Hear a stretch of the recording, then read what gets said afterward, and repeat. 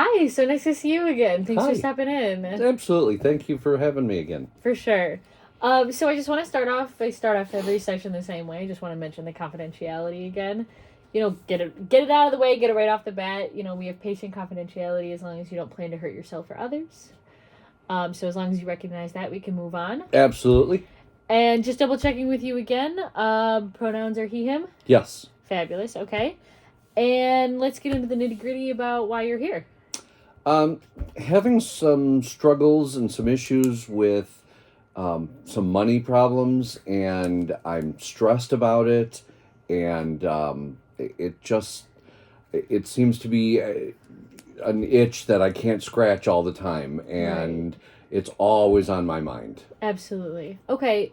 Let's focus in a little bit more about these money problems specifically. Are you employed? Do you have a I am source employed, of income? yes. Okay. Okay, that's a great start. Have you found yourself in like a large amount of debt, like with either loans or like a mortgage or car payment, something like that?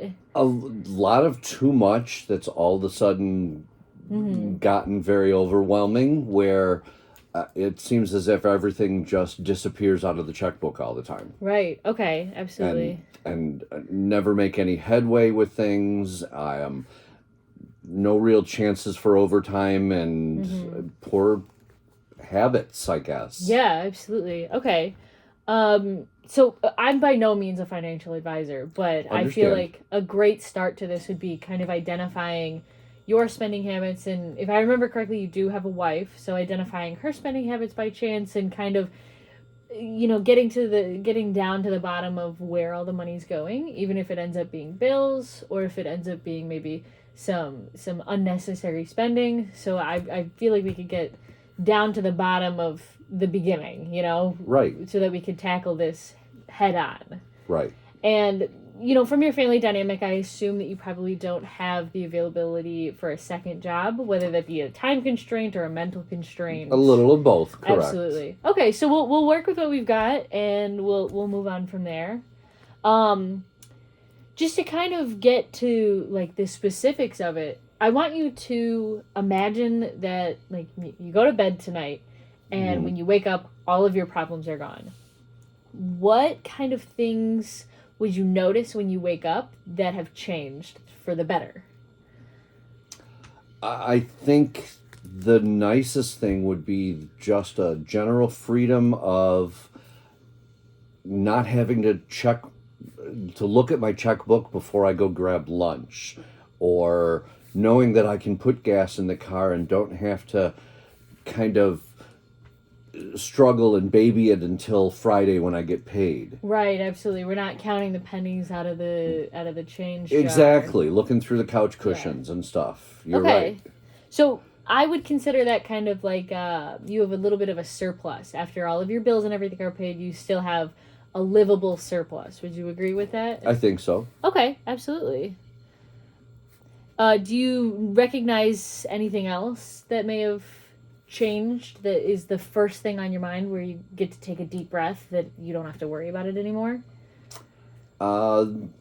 Just the general connection with my wife, that we're talking a little more rather than on eggshells because she spent too much at the grocery store, or I went and bowled an extra night this week, something like that. Okay, I see. So the money problems are causing a stress on your marriage. Yes. And that's a very common thing within couples. You are not the only person facing this. So that is definitely something that we can find some solutions for, find some coping mechanisms in the future.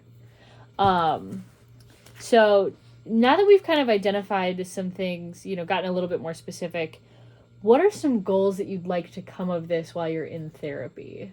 Like that would kind of tackle your money problems? A little more relaxation and understanding, and I guess how to feel better about it all, knowing that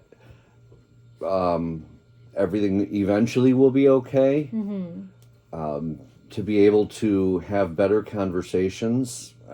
I sometimes don't know how to start that and where to go with it. Absolutely. Yeah, that's a really good point to have. Is sometimes you have all the intention to communicate with your spouse, but there's no way to start it in a positive way. You know, Right. it seems that a lot of the times any conversation that you have comes off accusatory. So then it's like Right.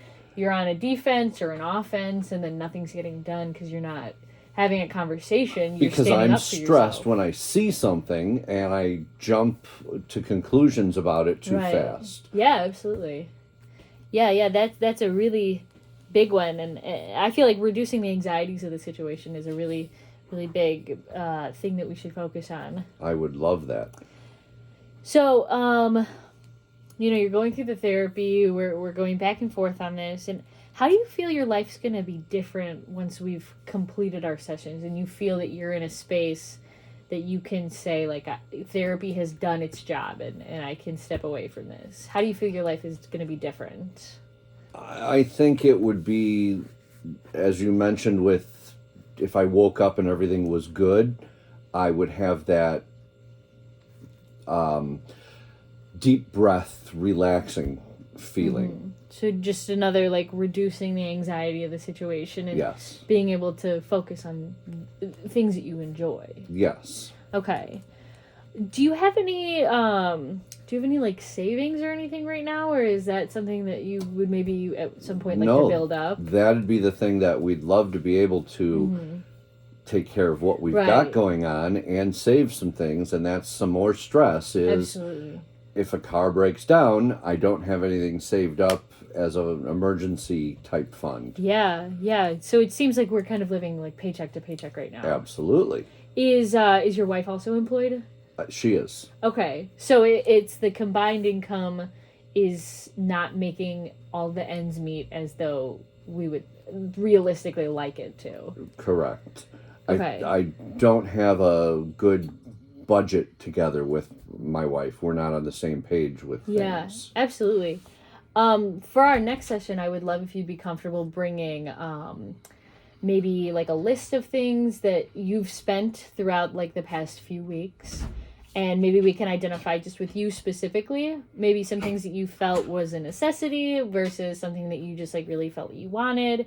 And we can go off of that, and maybe then we can kind of rope your wife into it and again focus on what you felt was a necessity, stuff like that. And just kind of without being negative, just kind of labeling all of the spending habits that we have and I see. adding up how we've spent this current paychecks. Sure. I feel like that would be a great place to start so that we have we can kind of wrap our heads around it Yeah, and move on from there. absolutely. Sounds wonderful. Okay. And if you feel comfortable and if your wife feels comfortable to it, I would have no objections to her joining us for a couple of sessions and kind of working together on you said you had no budget, so perhaps this would Right. be a space that you can work on the budget in a way that you're not attacking each other because you have me as that third party. And that's what would be, it would be very helpful, having that third person to talk with. Yeah, absolutely. Well, I feel like we've made some really good headway with, identifying the anxiety and some possibilities, and I feel really, really hopeful for the future, and I hope that you feel that as well. Absolutely. Okay, well, I would love to see you in the next 2 weeks and bring that Okay. list, and we'll see what we can get done together. I will do that. Awesome. All right, it was great seeing you. Thank you.